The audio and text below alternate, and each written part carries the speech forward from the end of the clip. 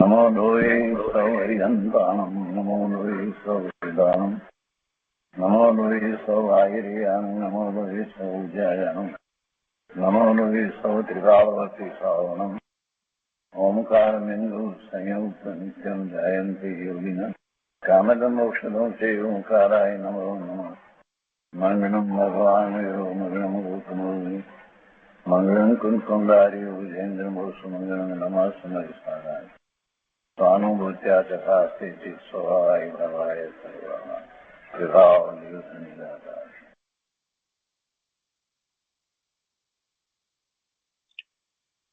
રત્નકરંડક શ્રાવકાચાર સમદભદ્ર સ્વામી રચિત રત્નકરંડક શ્રાવકાચાર નું સ્વાધ્યાય આપણે કરી રહ્યા છીએ. એમાં શ્રી પ્રભાચંદ્ર આચાર્ય ભગવાનની ટીકા છે.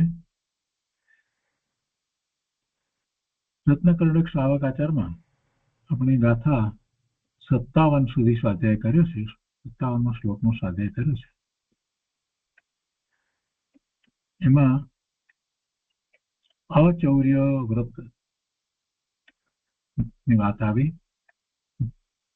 અચૌર્ય અણુવ્રત ના લક્ષણમાં એમ કહ્યું કે રાખેલી, પડી રહેલી અથવા તો તદ્દન ભૂલાઈ ગયેલી એવી પર વસ્તુને આપ્યા વિના ન લેવી કે ન કોઈ બીજાને આપવી, તે સ્થૂળ ચોરીથી વિરક્ત થવું એવું અચૌર્ય અણુવ્રત છે.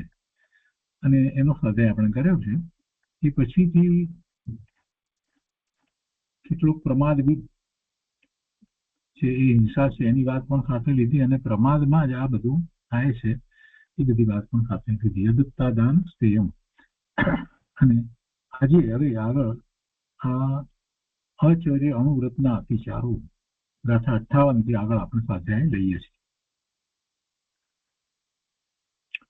અચૌર્ય અણુવ્રતના અતિચારો ગાથા શ્લોક 58. ચૌર્ય પ્રયોગ ચૌર્યાર્થદાન વિલોપ સદસ્ય સન્મિશ્રાઃ હીન અધિક વિનિમાનમ પંચાસ્તેયે વ્યતિપાતા. 58મા શ્લોકના આત્મા કહે છે કે ચૌર્ય પ્રયોગ ચતુરાર્થ દાન વિલોપ સદસ્ય સન્મિશ્રાઃ. ચૌર પ્રયોગ એટલે ચોરીનો ઉપાય બતાવવો. ચૌરાર્થદાનમ એટલે ચોરીની વસ્તુ ખરીદવી. વિલોપ એટલે રાજાની આજ્ઞાનું ઉલ્લંઘન કરવું. અને સદસ્ય સંમિશ્ર એટલે હલકી ભારે સદસ્ય વસ્તુઓનું મિશ્રણ કરી વેચવું. જે વસ્તુ હોય એના જેવી બીજી હલકી ભારે વસ્તુઓનું મિશ્રણ કરીને વેચવું. અને હીન અધિક વિનિમાનમ એટલે હીન અધિક વિનિમાન એટલે માપ તોલ ઓછા વધતા રાખવા. માપ તોલ ઓછા વધતા રાખવા. તો પંચ અસ્તેય ગતિપાત એ 5 અચૌર્યા અણુવ્રતના અતિચારો છે. એટલે અચૌર્ય વ્રત તો અંગીકાર કર્યું હોય, પણ આવા કોઈક અતિચાર લાગી જાય તો એને માટે જાગૃતિ રાખવી જોઈએ.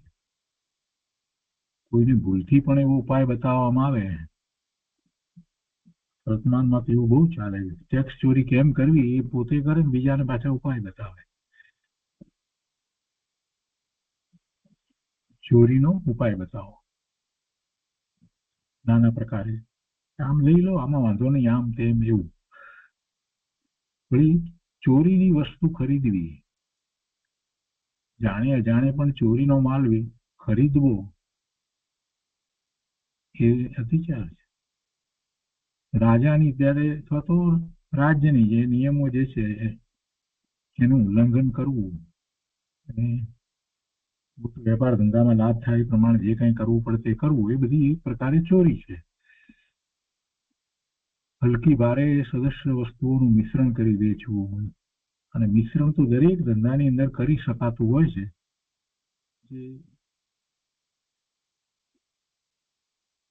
એવી ચોરી કરે છે, એ મિશ્રણ કરે છે. અનાજમાં પણ મિશ્રણ કરે છે ને બીજા ધંધાઓની અંદર પણ કંઈક કોઈક અંશે એવા બધા મિશ્રણ કરતા હોય છે, હલકી વસ્તુ અંદર નાખી દે ભેગી.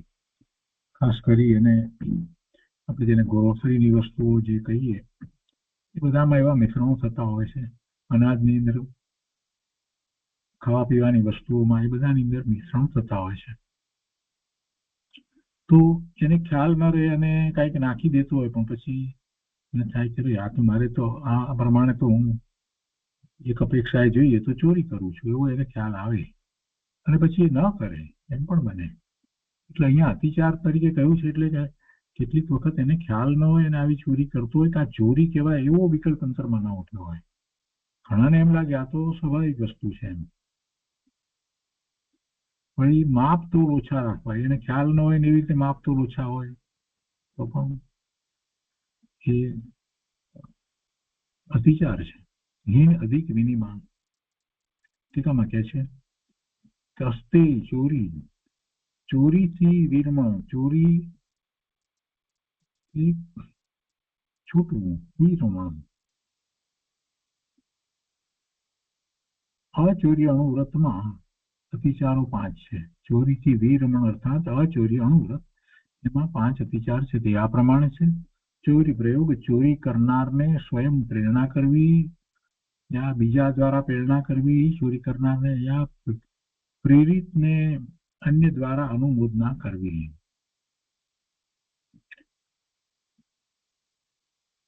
ચોર્યાર્થદાનમ, અપ્રેરિત અને અનુમોદિત ચોર દ્વારા લાવેલી ચીજોનું ગ્રહણ કરવું. વિલોપ, ઉચિત ન્યાયથી અન્ય પ્રકારે નીતિ વિરુદ્ધ વસ્તુને ગ્રહણ કરવી. વિરુદ્ધ રાજ્યમાં જઈને નીતિ વિરુદ્ધ વસ્તુ આપવી લેવી, તે વિરુદ્ધ રાજ્ય અતિક્રમ છે એવો અર્થ છે. વિરુદ્ધ રાજ્યમાં વધારે કિંમતની વસ્તુઓને ઓછી કિંમતની વસ્તુઓ કહી અને બહુ થોડા ધનથી લાવે છે. આ બધો પણ દોષ છે. સદસ્ય સંમિશ્ર, સમાન રૂપ રંગવાળી વસ્તુઓનું સંમિશ્રણ અથવા તો પ્રતિકરૂપ વ્યવહાર જેવો અર્થ છે. એવો ભેળસેળ કરવી. તેલની અંદર, ઘીની અંદર તેલ નાખવું, તેલમાં તેલ આદિ સાથે ઘી આદિનું સંમિશ્રણ. તેલમાં તો ઘીનું મિશ્રણ ના કરે, પણ ઘીની અંદર તેલના મિશ્રણો કરે અને પછી ઘી તરીકે વેચે. અનેક પ્રકારે આવું ચાલતું હોય છે. બનાવટી સુવર્ણ આદિથી વંચનાપૂર્વક વ્યવહાર કરે છે. બનાવટી સુવર્ણ આદિ વેચી ઠગાઈ કરે છે.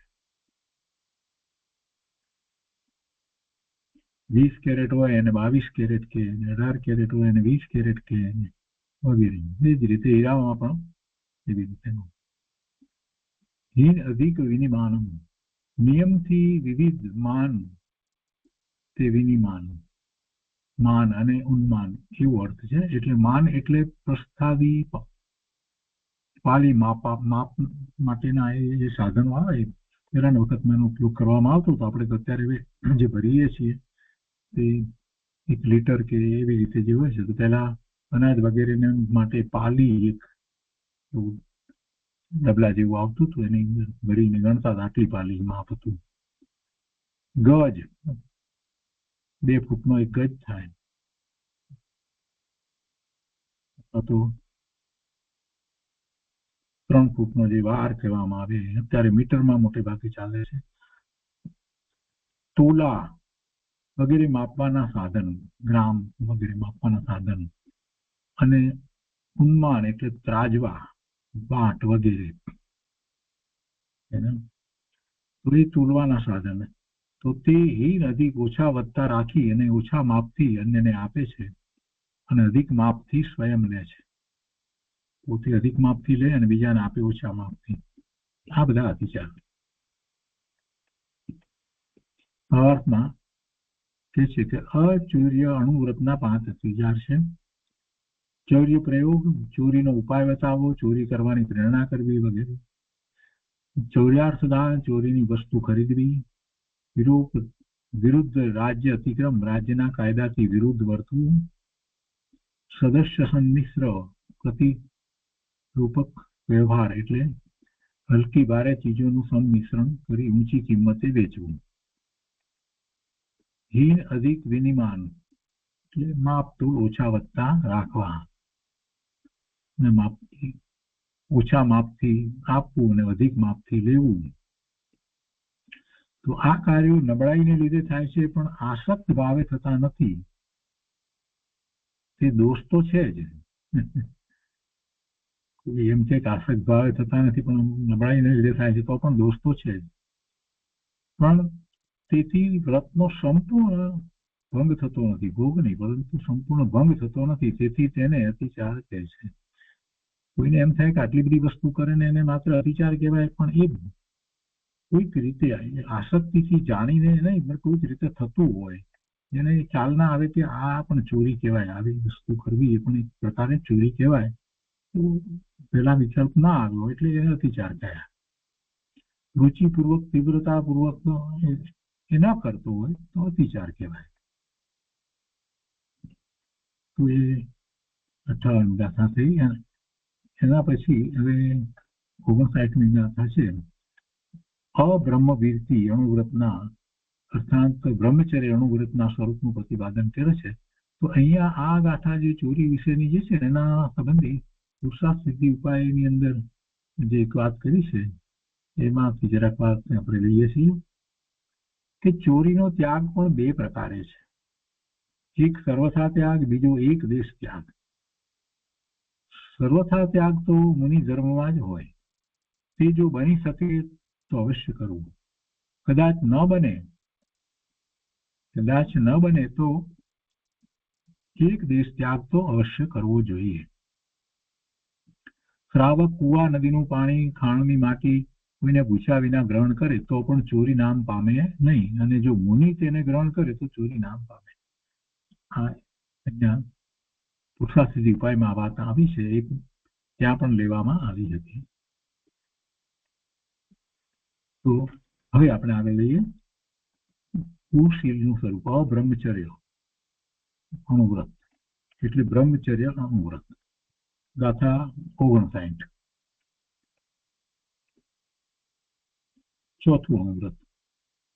નતુ પરદારાન ગચ્છતિ ન પરાન ગમયતિ ચ પાપ ભીતેર્યતિ સા પરદારા નિવૃત્તિ સ્વદારા સંતોષનમ નામપિ.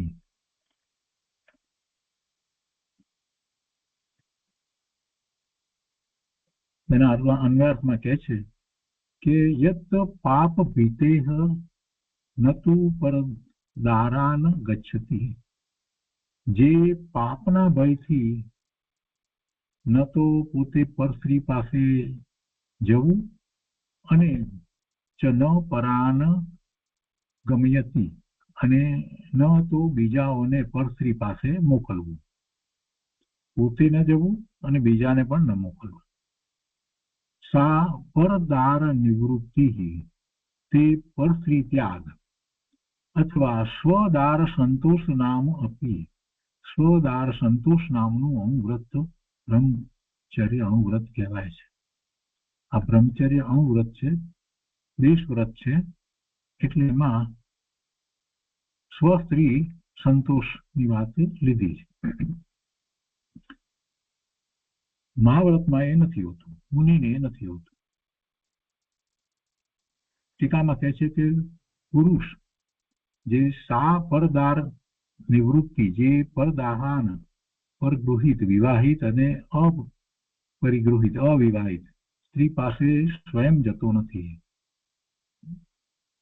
વિવાહિત હોય કે અવિવાહિત હોય, કોઈ પણ પરસ્ત્રી પાસે સ્વયં જતો નથી અને પરસ્ત્રી સાથે સ્વયં રમતો નથી, તથા બીજાઓને પરસ્ત્રી પાસે રમપટ પુરુષને મોકલતો નથી. પરસ્ત્રી પાસે જવા કોઈને પ્રેરતો નથી. સાથી તો પેલું પાપ ભીતે, પાપના ભયથી, પાપ ઉપાર્જન કરવાના ભયથી એ એવી રીતે કરતો નથી. પણ નહીં કે રાજા આદિના ભયથી. રાજા આદિના ભયથી કરે એટલે તો એને તો અંતરમાં તો એ જ ભાવ પડ્યો હોય, એટલે કોઈ ન જુએ તો એ કાર્ય કરે, અંદરમાં તો એ પડ્યું હોય. પણ પાપના ભયથી, એટલે એ પાપ કહેવાય, એના ભયથી એ ન કરે, તો તેને કેવળ પરસ્ત્રી ત્યાગ કહેતા નથી, પરંતુ સ્વદાર સંતોષ નામ અપી, એટલે કે સ્વદાર સંતોષ નામનું અનુવ્રત પણ કહે છે. સ્વસ્ત્રીમાં સંતોષ નામનું અનુવ્રત પણ કહે છે. ભાવાર્થમાં કહે છે કે જે પાપના ભયથી, નહીં કે રાજા આદિના ભયથી, ન તો સ્વયં પોતે પરસ્ત્રીને ભોગવે છે અને ન તો લંપટ પુરુષો દ્વારા ભોગવાવે છે, તેની તે ક્રિયા પરદાર નિવૃત્તિ યા સ્વદાર સંતોષ નામનું બ્રહ્મચર્ય અણુવ્રત છે. પેલું મહાવ્રતની અંદર જે બ્રહ્મચર્ય અણુવ્રત છે એની આખી વાત છે, જુદી છે. એ મુનિને એવા હોય છે, ત્રાવક એવો પ્રયત્ન કરી શકે છે. જેને સ્વસ્ત્રીથી સંતોષ હોય છે તેને પર સ્ત્રી ત્યાગ સ્વયં હોય છે. જેમ પુરુષ સંબંધી બ્રહ્મચર્ય અણુવ્રત છે, તેમ સ્ત્રી સંબંધી પણ બ્રહ્મચર્ય અણુવ્રત સમજવું, અર્થાત સ્ત્રીએ સ્વયં પર પુરુષ સાથે રમવું નહીં અને અન્ય સ્ત્રીને તેમ કરવા પ્રેરવી નહીં. હવે વિશેષમાં કેટલીક વાત કહે છે કે પુરુષ વેદ, સ્ત્રી વેદ અને નપુંસક વેદના પરિણમન રૂપ રાગ ભાવ એને જ પ્રમાદ કહ્યો છે ને. ભગવાન આત્મા અનંત ગુણનો પિંડ, એમાં એક પણ ગુણ નથી કે જેને કારણે એને કોઈ વેદ હોય. પુરુષ વેદ કે સ્ત્રી વેદ કે નપુંસક વેદ એવો કોઈ વેદ હોતો નથી. ભગવાન આત્મા પુરુષ, સ્ત્રી કે નપુંસક એમાંનું કાંઈ નથી. ભગવાન આત્મા તો આત્મા છે, એને કોઈ એવા વેદ હોતા જ નથી. વેદ તો ગતિમાં હોય છે. પુરુષ વેદ, સ્ત્રી વેદ અને નપુંસક વેદ ના પરિણમન રૂપ જ્યારે પ્રવર્તન થાય તો એ તો પ્રમાદ રૂપ પ્રવર્તન થયું, કેમ કે જે નથી એવા ભાવરૂપ, એટલે રાગ ભાવરૂપ પ્રમાદ રૂપ એવું પ્રવર્તન કહેવાય. એ સહિતના યોગથી સ્ત્રી પુરુષ મળી અને કામ સેવનનો ભાવ કરવો તે કુશીલ છે. એટલે અબ્રહ્મચર્યને જરાક વધારે ઊંડાણથી તપાસીએ તો એને તો કુશીલ કહેવામાં આવ્યું છે. કુશીલ કહેવામાં આવે છે. અને એવા કુશીલની અંદર તેમાં હિંસા થાય છે. તેમાં પ્રાણી વધનો સર્વત્ર સદભાવ હોવાથી હિંસા થાય છે.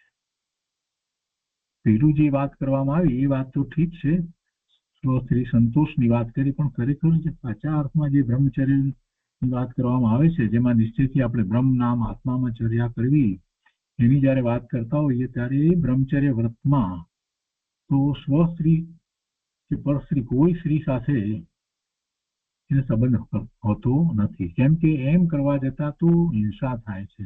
અને હવે એ વાત અહીંયા આગળ કરે છે કે સ્ત્રીની યોની, નાભી, કુચ, સ્તન અને કાંકમાં મનુષ્ય આકારના અસંખ્ય પંચેન્દ્રિય જીવો ઉત્પન્ન થાય છે, એટલે સમૂર્છન ઉત્પન્ન થાય એટલે સમૂર્છન. અસંખ્ય પંચેન્દ્રિય જીવ ઉત્પન્ન થાય છે. તેથી સ્ત્રી સાથે કામ સેવન કરવાથી આ જીવોની દ્રવ્ય હિંસા થાય છે અને સ્ત્રી પુરુષ બંનેને કામરૂપ પરિણામ થાય છે. બંનેને કામરૂપ પરિણામ થયા એટલે એનાથી તે બંનેને ભાવ હિંસા થાય છે. અને આ વાત જે છે એ પુરુષાર્થ સિદ્ધિ ઉપાયમાંથી લીધી છે. પુરુષાર્થ સિદ્ધિ ઉપાયની ના શ્લોક છે 107 થી 110, એની અંદર વાત છે, આપણે એ જરાક જોઈએ. એ બહુ મહત્વની વાત છે. કુશીલનું સ્વરૂપ પુરુષાર્થ સિદ્ધિ ઉપાયની અંદર 107ની ગાથાથી શરૂ કરીને પછી આગળ વાતની ગાથા છે, આપણે એમાં ભાવાર્થ લખીએ છીએ.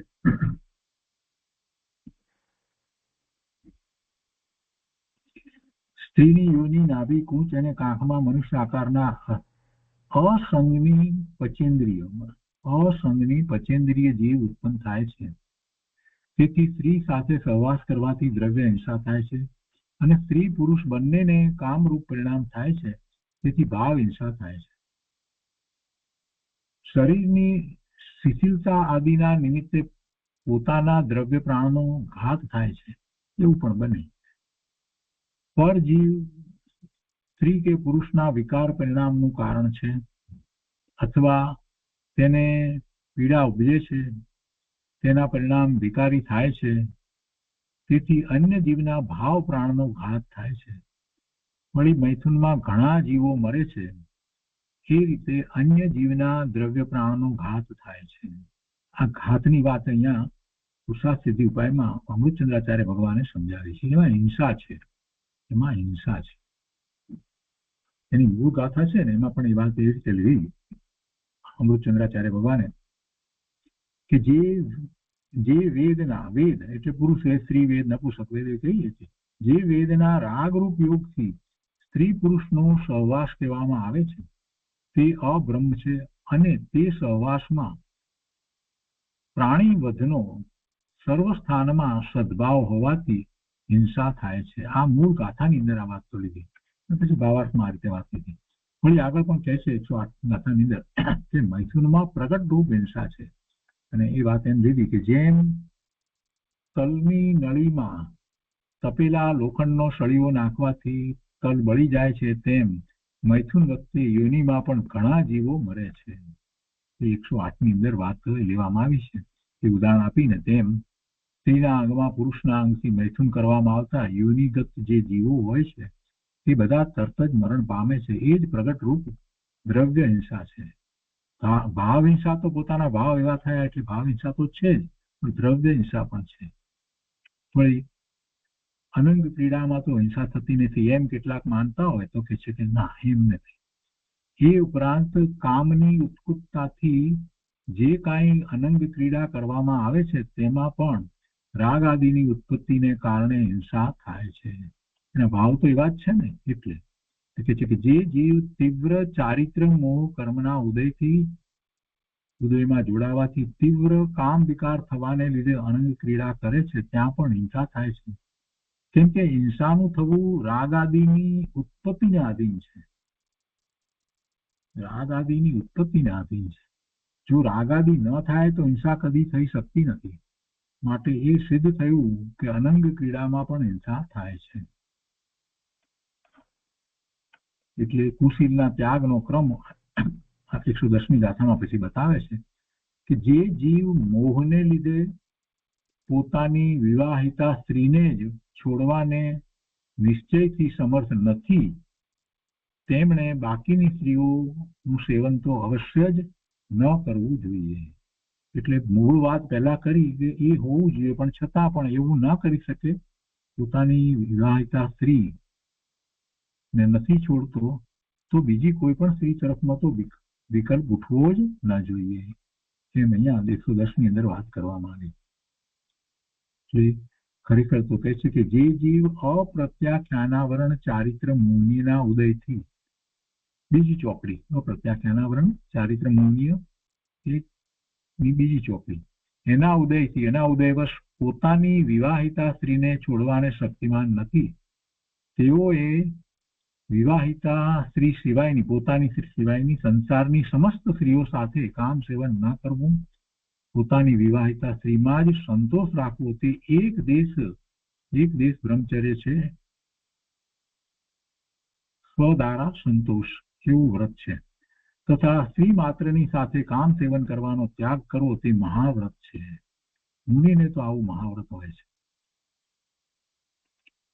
તો એ બ્રહ્મચર્યની વાત થઈ. હવે એના અતિચારની વાત કરે છે.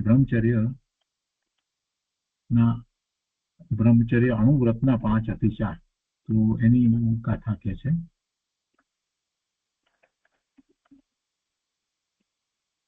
60મી ગાથા.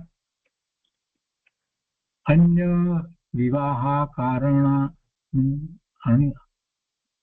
અંગ ક્રીડા વિટત્વ વિપુલતુષ ઇત્વરિકાગમનમ ચાસ્મરસ પંચવતીચારા. એમાં કહે છે કે અન્ય વિવાહ કરણાંગ ક્રીડા વિટત્વ વિપુલસ તુષ્ય. અન્ય વિવાહકરણ, બીજાનો વિવાહ કરવો. અનંગ ક્રીડા, કામ સેવનના અંગો છોડી અન્ય અંગોથી વિષય સેવન કરવું એ અનંગ ક્રીડા. વિટત્વ, વિટત્વ એટલે ગાળો બોલવી, અશ્લીલ વચન બોલવા વગેરે. વિપુલ તૃષા, વિષય સેવનમાં બહુ ઈચ્છા રાખવી. ચ ઈત્વરિકાગમન, એટલે ઈત્વરિકાગમન એટલે વ્યભિચારિણી સ્ત્રીને ત્યાં આવજા કરવી. એ 5 બ્રહ્મચર્ય અણુવ્રતના અતિચારો છે. પંચ અસ્મરસ્ય પ્રતિચારા. અન્ય વિવાહકરણ, બીજાનો વિવાહ કરવો, એવી અનુમોદના કરવી. ખરેખર તો સમ્યક બીજાના લગ્નની અંદર અનુમોદના કરવા જતા નથી.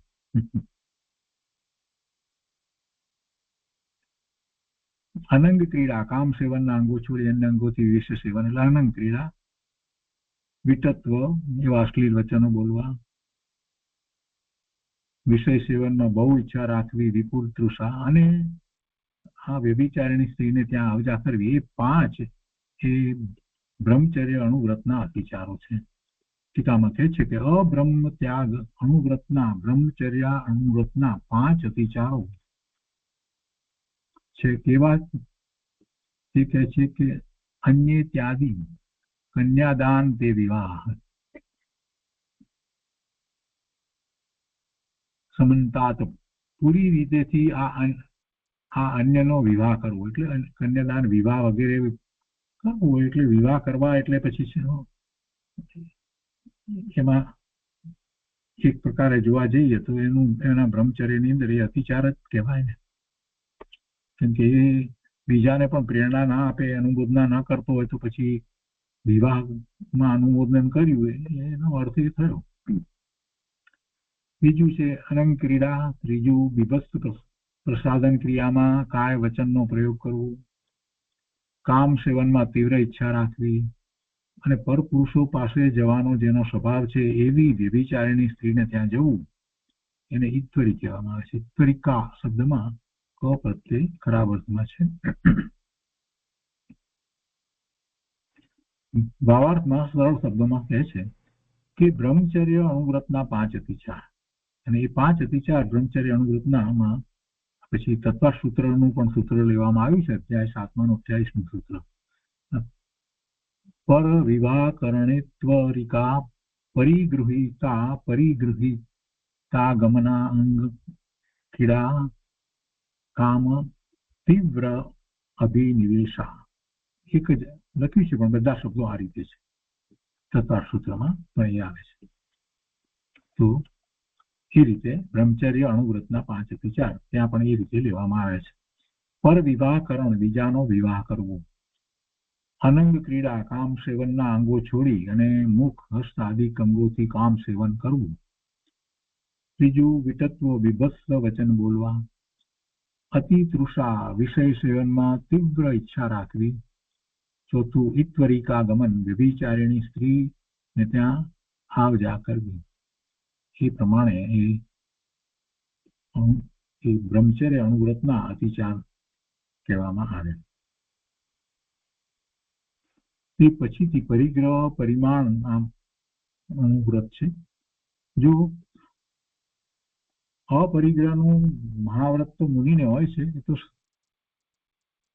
નિર્ગ્રંથ હોય છે, સર્વ ત્યાગ કરે છે. બાહ્યમાં 10 પ્રકારના પરિગ્રહનો ત્યાગ કરે છે. અંતરંગ 14 પ્રકારનો અને પરિગ્રહનો ત્યાગ છે, 14 પરિગ્રહનો.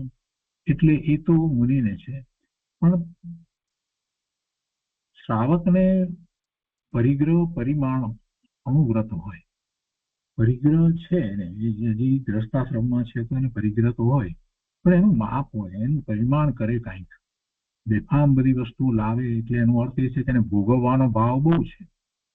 પરિગ્રહ પરિમાણ શા માટે કરવું? કે જયારે સમજે તો એને ખબર પડે ને. વસ્તુઓ લાવ્યા જ કરે એટલે લાવ્યા જ કરે. જેટલી બધી સેલમાં વસ્તુ આવે, સસ્તી લાગે એટલે લઈ લેવી ને ખરીદી લેવી, એટલે ભોગવવાનો ભાવ છે, બીજું શું છે? કારણ વગરની વસ્તુ ખરીદીને આવે. સ્ટોરમાં જાય એટલે એક વસ્તુ લેવા ગયો અને બીજી 10 વસ્તુ લઈને આવે. ક્રેડિટ કાર્ડ હોય એટલે બસ બધું બેફામ ખર્ચા થાય, આમ કામ આવશે તેમ કામ આવશે, એવા મનમાં વિકલ્પ કરે. છેવટે તો પરિગ્રહ જ છે. એ વસ્તુ પદાર્થ પ્રત્યે એને એટલી તીવ્ર રુચિ છે કે એ કોઈક રીતે પોતાને ઉપયોગી છે, લાભનું કારણ છે, સુખનું કારણ છે, શાંતિનું કારણ છે, એવા ભાવ વસ્તુને વિશે પડ્યા છે. એટલે એ મિથ્યાત્વનું પોષણ છે, બીજું કાંઈ નથી. આ વસ્તુ અત્યારે સસ્તી મળે છે, ભલે કામમાં આવશે, કોઈને ગિફ્ટ આપવામાં કામ આવશે, વગેરે કરીને કેટલાય પ્રકારે લોકો પરિગ્રહ ભેગા કરે છે. તો જે મુમુક્ષુ છે, સાચા મુમુક્ષુ છે, એ એવા ખોટા બિનજરૂરી પરિગ્રહ ભેગા કરે નહીં, એને એવો વિકલ્પ ના આવવો જોઈએ. એટલે પરિગ્રહ પરિમાણની વાત તો આપણે ધર્મ ધ્યાન આરાધનામાં ઘણા વખત પહેલાથી કરતા આવ્યા છીએ કે ભાઈ પરિગ્રહ પરિમાણ તો કરવું પડે. જ્યાં સુધી એટલી બધી રુચિ પડી હોય, આ લઉં ને તે લઉં ને એની જ રોજે રોજ એ જ જોયા કરે, સ્ટોરમાં કારણ વગર આંટા માર્યા કરે, શું નવું આવ્યું છે, આ બધું શું બતાવે છે? એની રુચિ ક્યાં છે? બહારમાં છે, અને બહારમાં એને સુખની બુદ્ધિ છે, એમ એનો અર્થ થાય છે. એટલે માટે પરિગ્રહ પરિમાણ જરૂરી છે. બીજા વ્રતની વાત આપણે બધા કરીએ તો આ વ્રતનું પણ એટલું જ મહત્વ છે, પરિગ્રહ પરિમાણ વ્રતનું. અહીંયા આનું વ્રત છે તો એ શ્લોક 61 કહે છે, ધન ધાન્ય આદિ ગ્રંથમ પરિમાય તતો અધિકેશુ નિય સ્પૃહતા પરિમિત પરિગ્રહ શા ઈચ્છા પરિમાણ નામાપી. પરિગ્રહ પરિમાણનું વ્રતનું લક્ષણ. ધન્ય ધાન્ય આદિ ગ્રંથમ, ધન ધાન્ય આદિ ગ્રંથમ, ધન મિલકત પૈસા વગેરે, ધાન્ય આદિ 10 પરિગ્રહોનું પરિમાણ કરીને તત અધિકેશુ નિસ્પૃહતા, તેનાથી વધારે ઈચ્છા ન રાખવી, તે પરિમિત પરિગ્રહ એટલે પરિગ્રહ પરિમાણ વ્રત છે. પરિમિત એની એક લિમિટ રાખે છે, આનાથી વધારે ના જોઈએ, વસ્ત્રો તો આટલાથી વધારે ના જોઈએ, દાખલા તરીકે વાત હોય તો. જરૂરિયાત પ્રમાણેની જે વસ્તુઓ જે છે એટલી જરૂરિયાત સિવાયની વધારાની વસ્તુઓ જે છે એ ન રાખે અને લાવવાનો એવો વિકલ્પ ન ઉઠે. વાસણ વગેરે, આ છરી ચપ્પા, કટલરી ને બધું ઘણું બધું એમાં આવી જાય. ઘરમાં જે વસ્તુઓ જે છે એનું માપ કરે, પરિમાણ કરે. અને ખાસ કરીને વધારે તો એને પરિમાણ કરવાની કોઈ જરૂર હોય જીવને તો ધન મિલકતનું પણ પરિમાણ કરવું જોઈએ. બસ આટલા પૈસા બસ છે, હવે મારે ખૂબ, કેમ કે પૈસો કઈ પાપ વિના આવતો નથી. જે કઈ પૈસાની પ્રાપ્તિ માટે જે કઈ પ્રયત્ન કરે એમાં કોઈક ને કોઈક પ્રકારે એને પાપ તો પડે, બંધ પડે જ છે. તો પોતાની જરૂરિયાત કરતા વિશેષ ધન માટે થઈ અને જે ખૂબ પ્રયત્ન કર્યા કરે છે ને એને પાપના બંધ સિવાય બીજું કઈ થતું નથી. કે છે કે એવું પરિગ્રહ પરિમાણ વ્રત અથવા ઈચ્છા પરિમાણ નામા સ્યાત, અથવા તો ઈચ્છા પરિમાણ નામનું વ્રત છે. એને ઈચ્છા પરિમાણ પણ કહેવાય. ઈચ્છાનું પણ પરિમાણ થઈ ગયું. ઈચ્છા, આટલી ઈચ્છા, આનાથી વધારે ઈચ્છા કરવી નહીં કોઈ વસ્તુ માટે. શું કહે છે? દાખલાના અર્થમાં કહે છે કે ધન ધાન્ય આદિ 10 પરિગ્રહો, એ તો આપણે જાણીએ છીએ 10 પરિગ્રહોને, એનું નામ તો આપણને બધાને આવડે છે. એનું પરિમાણ કરીને તેનાથી વધારે ઈચ્છા ન રાખવી, તે પરિગ્રહ પરિમાણ વ્રત અથવા ઈચ્છા પરિમાણ નામનું વ્રત છે. તે અણુવ્રત છે. કેમ કે મહાવ્રત નથી. મહાવ્રતમાં તો એને કાંઈ હોય નહીં પરિગ્રહ. અહીંયા તો માપ કરે છે. પરિગ્રહ તો રાખે છે પણ માપ કરે છે. ટીકામાં કહે છે કે ધન ધાન્ય આદિ ગ્રંથ, ગાય ભેંસ આદિ ધન ચોખા આદિ અનાજ અને દાસ દાસી ભાગ્યા ગૃહ ક્ષેત્ર દ્રવ્ય સુવર્ણ ચાંદી આભરણ વસ્ત્ર આદિ સંગ્રહ, એવા સંગ્રહરૂપ પરિગ્રહનું પરિમાય દેવ ગુરુના પાદ આગળ, દેવ ગુરુની સમક્ષ પરિમાણ કરીને, પરિમાય એટલે એમને એમ નહીં, દેવ ગુરુ નિશ્રામાં જઈ અને પરિમાણ કરવું કે બસ આનાથી વધારે મારે જોઈએ નહીં, મને ખપે નહીં, નહીં વાપરું, નહીં એને પ્રાપ્ત પણ કરવું, નહીં લઉં. ન તો અધિકેશુ નિસ્પૃહતા, એવી ઈચ્છાને છોડી નિસ્પૃહ થવું, તેનાથી ઈચ્છા પ્રમાણે સંખ્યાથી મર્યાદિત કરેલી વસ્તુઓથી અધિક વસ્તુમાં ઈચ્છા રહિત થવું. આ બધી વસ્તુઓમાં નક્કી કરવી સંખ્યા અને એનાથી વધારે ઈચ્છા છોડવી, એ ઈચ્છાથી રહિત થવું, વાંછા રહિત થવું. તે પરિમિત પરિગ્રહ, એક દેશ પરિમિત પરિગ્રહ છે. એક દેશ પરિગ્રહ વીરતિ રૂપ અણુવ્રત છે, સર્વદેશ નથી. ઈચ્છા પરિમાણ નામ હતી, તે પરિમિત પરિગ્રહમાં પોતાની ઈચ્છા અનુસાર પરિગ્રહનું પરિમાણ કરવામાં આવે છે, તેથી તેનું બીજું નામ ઈચ્છા પરિમાણ થાય છે. પોતે જાતે જ બસ આનાથી વધારે મારે ન જોઈએ, વધારે પરિગ્રહ વધારવો નથી વસ્તુનો કે ધનનો કે આ બીજી બધી વસ્તુઓ. અને આવું આવું મુમુક્ષુ જીવો કરે છે. આ કોઈ એવી વાત નથી કે ન જોયેલી વાત નથી, આવું તો જોવામાં આવ્યું છે.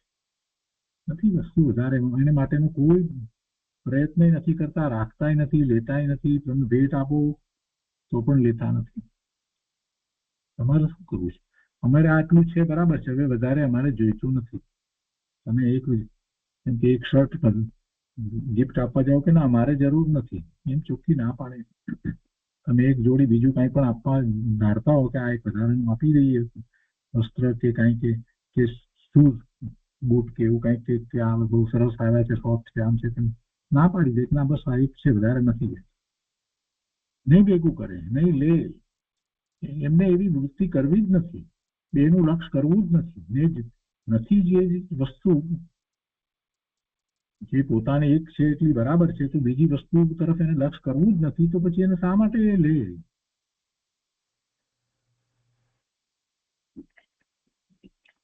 ભાવાર્થમાં કે છે ક્ષેત્ર વાસ્તુ મકાન આદि હિરણ્ય રૂપિયા ચાંદી આદि સ્વર્ણ સોનું યા સ્વર્ણના ઘરેણાં ધન ગાય આદि ધાન્ય અનાજ દાસી દાસ કુપ્ય વસ્ત્ર આદિ અને ભાંડ એટલે વાસણ આદિ એ 10 પ્રકારના પરિગ્રહનું પરિમાણ કરીને તેનાથી અધિકમાં વાંછા ઈચ્છા ન કરવી, તેને પરિગ્રહ પરિમાણ અણુવ્રત કહે છે. આ 10 તો આપણે જાણીએ છીએ, એ જૂની રીતે આમાં છે. આપણે નવી રીતે એમાં સમજી લેવાનું કે શું હોય એમાં. ગાય વગેરેની જગ્યાએ પછી આપણે એ અત્યારે ન રાખતા એને પરિગ્રહ, એને બદલે ફર્નિચર વગેરે હોય, મોટર હોય, કાર બાઇક હોય, આ બધા પણ પરિગ્રહ થાય ને એ પ્રમાણે એ રીતે લઈ લેવાના. ફર્નિચર વગેરે એ બધું આવી જાય. પણ મૂળ વાત તો આખી એ છે કે આ બધી વસ્તુ જે છે જે સંયોગે કરીને પ્રાપ્ત થાય છે, પોતાના એવા પુણ્યના ઉદય છે એટલે પોતાની સમીપમાં પોતાને પ્રાપ્ત થાય છે. એ વસ્તુમાં જ્યાં સુધી સુખની બુદ્ધિ છે ત્યાં સુધી એ વસ્તુ ઓછી હોય ને તો પણ એને પરિગ્રહ છે, અને ન હોય તો પણ એને પરિગ્રહ છે. આ વસ્તુ ન હોય, ગરીબ માણસને ત્યાં આમાંનું કાંઈ પણ ન હોય તો શું એને પરિગ્રહ નથી? ના, એવો અર્થ થતો નથી. એને ઈચ્છા કેટલી છે? સૌથી મોટી વાત એ છે, પરિગ્રહ સાથે જોડાયેલી વાત તો ઈચ્છાની છે. ઈચ્છા કેટલી છે? એને બધું જ મેળવવાની, પ્રાપ્ત કરવાની, ભોગવવાની ઈચ્છા પડી છે. એની પાસે નથી, એ એના એટલા પુણ્ય નથી એટલે નથી, પરંતુ એને ઈચ્છા તો એટલી જ પડી છે. એટલે મુખ્ય વસ્તુ તો આ છે. પરિગ્રહ માટેનું પરિમાણ કરવું એનો અર્થ એ છે કે એટલી ઈચ્છાને રોકવી. ના, હવે નહીં, એમ એને અંતરમાંથી થવું જોઈએ. બસ બહુ થયું, આનાથી વધારે હવે મારે ન જોઈએ. ઈચ્છા ન કરે. ગમે તેવા એવા પ્રસંગો આવે, કોઈ એવી ભેટ આપતું હોય, કોઈ રીતે આપતું હોય, કોઈ બહુમાન કરીને આપતું હોય, પણ નહીં, એ એમાંથી દગે નહીં.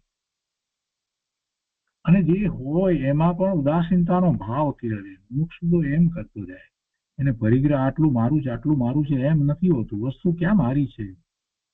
તો પછી કોઈ એમ કે વસ્તુ ક્યાં પોતાની છે એમ જો ભાવ હોય તો પછી વધારે વસ્તુ હોય તો શું વાંધો? આવી દલીલ કરે છે કેટલાક લોકો. આવી દલીલ કરે છે ભાઈ, જ્યાં સુધી તું પરિગ્રહ પરિમાણનું વ્રત નહીં અંગીકાર કરે ત્યાં સુધી તો તારી પાસે વસ્તુ હોય કે ન હોય, તને તો આખું જગતની વસ્તુ આખા જગતની વસ્તુનો તને તો મોહ છે, એમાં તને સુખની બુદ્ધિ પડી છે, એટલે પરિગ્રહ પરિમાણ કરે છે એને અંશે વસ્તુ પદાર્થની અંદર સુખ નથી એ વાત આવે છે. એટલા માટે નિમિત્ત તરીકે પણ એટલી વસ્તુઓ વધારે હોવી ન જોઈએ, પરિમાણ કરવું જોઈએ. એમ માત્ર એટલી એમ નિશ્ચયની વાત કરીને બેસી જાય કે શું વાંધો છે, અંદરમાં તો એને પછી છે નહીં એના પ્રત્યે ભાવ, તો ભલે ને રહી વસ્તુ તો શું વાંધો છે, રાજા મહારાજાઓ બધાને હોય જ છે ને એ બધાની. આમ એવી એવા ઉદાહરણો આપવા બેસે તો ભાઈ મુમુક્ષુ જીવને ખૂબ જાગૃતિ રાખવાની હોય છે. અને જ્યાં સુધી વ્રત ન અંગીકાર કરે ત્યાં સુધી તો એને જગત આખાની બધી વસ્તુ માટે મોહ તો પડ્યો જ છે. એટલે એવા મિથ્યાત્વના પોષણ એ ન કરે અને એની શરૂઆત આ ઈચ્છા નિરોધ કરી અને કરે. ઈચ્છા જ ઉત્પન્ન ન થવા દે કે આ જોઈએ આ જોઈએ આ જોઈએ, એના સામું જ ન જોઈએ. અને એ માટે એ ખૂબ જાગૃતિ રાખે. કારણ વગર એ આ બધા સ્ટોરની અંદર ને મોલમાં એમ ફરવા ન જાય. વસ્તુ નથી જોઈતી તો શા માટે જવું છે? કઈ મારે કોઈ વસ્તુની જરૂર જ નથી, મારી પાસે બધું જ છે, જેટલી છે વસ્તુ એટલું બસ છે. અને એના પ્રત્યે પણ ઉદાસીનતાનો ભાવ હોય કે આ બધી વસ્તુ કઈ વાપરવાની એવું કઈ નક્કી નિયમ નથી કે જેટલી વસ્તુ પડી છે એ બધી મારે વાપરવી, એનો ઉપભોગ કરવો, એવું કઈ છે. ઓછામાં ઓછી વસ્તુથી સાદું જીવન જીવી શકાય. આ બધી વાત મહત્વની છે. અહીંયા પરિગ્રહની વાત આવી, પરિગ્રહ પરિમાણની વાત આવી. એટલે કેમ કે જયારે આવું હોય ત્યારે એક વિચાર કરવો જોઈએ કે મુનિને કેવું હોય છે. મુનિ તો બધું છોડીને ચાલ્યા ગયા છે, નગ્ન દિગંબર છે, એમને કાંઈ પરિગ્રહ નથી, તો પણ કેટલા આનંદમાં છે, કેટલી શાંતિમાં છે. એટલે સુખ શાંતિ આનંદ કઈ વસ્તુમાં નથી. ખોટી કલ્પના કરીએ છીએ કે આ પદાર્થ જે છે તે મને ઉપયોગી છે, એના વિના ચાલે નહીં, આ હોય તો જ થાય. આવું વસ્તુનું સ્વરૂપ જ નથી. એવી ખોટી કલ્પના કરી અને જીવવું મિથ્યાત્વના પોષણ કરે છે. આ ઈચ્છા છે એ ઈચ્છા ન થવી એ પણ બહુ મોટી વાત છે. ઈચ્છાને રોકવી પહેલા શરૂઆતમાં જાગૃતિપૂર્વક, અને પછી ઈચ્છા થાય જ નહીં એવું લેવલ આવી જાય છે. મુક્ષુને જેટલી સ્વરૂપ તરફની દ્રષ્ટિ વધતી જાય છે, સ્વરૂપનું લક્ષ્ય વધતું જાય છે, તેમ બધો જ પરિગ્રહ છે એ આપોઆપ છૂટતો જાય છે. ને એટલા માટે જ પછી આગળ વધતા મુનિ દીક્ષા લઈ લે છે. હવે અહીંયા વિશેષમાં કહે છે કે પુરુષાર્થ સિદ્ધિ ઉપાયમાં કહ્યું છે કે મોહના ઉદય નિમિત્તે ઉત્પન્ન થયેલ મમત્વરૂપ પરિણામ જ મૂર્છા છે, અને જે મૂર્છા છે તે જ પરિગ્રહ છે. મોહના ઉદય નિમિત્તે મૌનીય કર્મનો દર્શન, મૌનીયનો ઉદય છે એટલે એને મિથ્યાત્વ છે, મોહ છે. ઉત્પન્ન થયેલ મમત્વરૂપ પરિણામ, મારાપણાના પરિણામ છે, એ જ મૂર્છા છે. અને જે મૂર્છા છે તે જ પરિગ્રહ છે. 111મો શ્લોક. 111મા શ્લોકમાં પુરુષાર્થ સિદ્ધિ ઉપાયની અંદર કહે છે કે આ જે મૂર્છા છે એને જે નિશ્ચયથી પરિગ્રહ જાણવો જોઈએ, એ જ પરિગ્રહ છે. મિથ્યાત્વ એ મોટામાં મોટું પરિગ્રહ પણ છે. અને મોહના ઉદયથી ઉત્પન્ન થયેલ મમત્વરૂપ પરિણામ જ મૂર્છા છે. મારાપણાનો ભાવ એ મૂર્છા છે, અને મૂર્છા છે એ પરિગ્રહ છે. વસ્તુમાં પોતાપણાનો ભાવ, કઈ વસ્તુ મારી, આ કોમ્પ્યુટર મારું છે કે આ ડેસ્ક મારું છે કે આ સેલફોન મારું છે, એમાં જ્યાં સુધી મારાપણાનો જે ભાવ છે ત્યાં સુધી એટલું મિથ્યાત્વ તો રહે જ છે. કોમ્પ્યુટરમાં છે, કોમ્પ્યુટરના કારણે છે, કોમ્પ્યુટરનું ચાલવું એના કારણે છે. કોમ્પ્યુટરના કારણે બીજું કાંઈ થતું નથી. કોમ્પ્યુટરથી આ સ્વાધ્યાય થાય છે, સ્વાધ્યાયના કારણે થાય છે, ને કોમ્પ્યુટરના કારણે ચાલે છે. આ જ્યાં સુધી દ્રષ્ટિ આવી જાય ત્યારે પછી દરેક વસ્તુનું મહત્વ ઘટી જાય. અહીંયા કહે છે કે હે ભવ્ય જીવો, જે આ મૂર્છા છે તે જ ખરેખર પરિગ્રહ છે. મૂર્છા એટલે શું તે કહે છે. તો કહે છે કે ચારિત્ર મોહનીય કર્મના ઉદયને પ્રાપ્ત થયેલ જે મમત્વ પરિણામ, અર્થાત આ મારું છે એવા પરિણામ, તેને જ મૂર્છા કહે છે. એને જ મૂર્છા કહે છે. મિથ્યાત્વ છે અને એના સહિત એને મૂર્છાના ભાવ હોય છે. મિથ્યાત્વ ગયા પછીથી એ મંદ પડી જાય છે, એટલે કે જયારે દર્શન મોહનીય જાય છે તો ચારિત્ર મોહનીય કર્મની પહેલી ચોકડી જાય છે એટલે એટલા અંશે ઘટે છે, એટલે પછી આગળ વધતા વધતા વધારે ને વધારે ઘટતા જાય છે. દેશ વૃત્તિ થાય છે તો ચારિત્ર મોહનીયની એવી બે ચોકડી જાય છે, એમ એ મૂર્છા ઘટતી જાય છે. મુનિને મૂર્છા હોતી નથી. સંજોન કસાય એ કઈ મૂર્છાનું કારણ નથી. એને કારણે ધર્મી જીવ એવા મુનિને તો જરાય મૂર્છા થતી નથી. સમ્યક દ્રષ્ટિને પણ એવી મૂર્છા હોતી નથી, પણ ક્યાંક કોઈક વખતે એવા પ્રમાદ હોય છે એટલે એને એમ મૂર્છા કહેવામાં આવી છે. દેશ વૃત્તિને એ અતિ અલ્પ હોય છે અને મુનિને હોતી નથી. મમત્વ પરિણામ જ વાસ્તવિક પરિગ્રહ છે. એ વાતને અહીંયા પછી પુરુષાર્થ સિદ્ધિ ઉપાયની અંદર દ્રઢ કરતા કહે છે કે પરિગ્રહપણાનું મૂર્છા લક્ષણ કરવાથી વ્યાપ્તિ સારી રીતે ઘટિત થાય છે. કેમ કે બીજા પરિગ્રહ વિના પણ મૂર્છા કરનાર પુરુષ નિશ્ચયથી બાહ્ય પરિગ્રહ સહિત છે. બીજા પરિગ્રહ વિના પણ મૂર્છા કરનાર પુરુષ નિશ્ચયથી બાહ્ય પરિગ્રહ સહિત છે. અને એમાં કહે છે કે પરિગ્રહના ભાવનું લક્ષણ મૂર્છા કર્યું તો તેમાં વ્યાપ્તિ બરાબર બને છે હોય છે. કેમ કે ધન ધાન્ય આદિ બાહ્ય પરિગ્રહ વિના પણ મમત્વ આદિ પરિણામ વાળો જીવ પરિગ્રહ સહિત હોય છે.